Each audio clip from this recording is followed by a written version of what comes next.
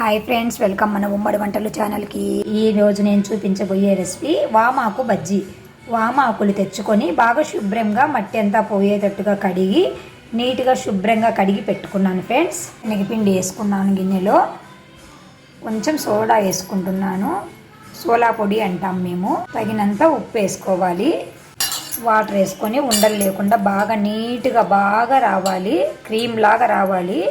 ఈ ఉండలు ఏమీ ఉండకూడదు. మంచిగా కలుపుకోండి పిండిని.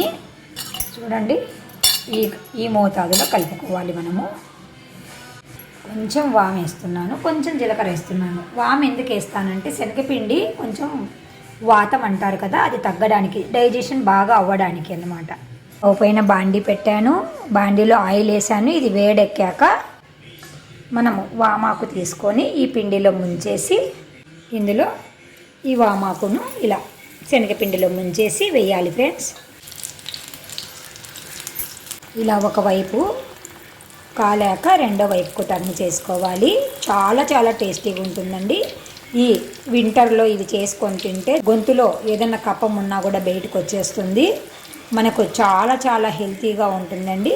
మీరు కూడా తప్పకుండా ఈ వామాకు బజ్జీని వేసి మీకు ఎలా వచ్చాయో మాకు కామెంట్ రూపంలో తెలియజేయండి ఫ్రెండ్స్. ఇప్పుడు వీటిని ఇంకా ఆయిల్ అంతా వంపేసి సర్వ్ చేసుకోవడమే ఫ్రెండ్స్. ఎంతో ఈజీగా చాలా సింపుల్గా మనం వామాకు బజ్జీని తయారు చేసుకున్నాం ఫ్రెండ్స్.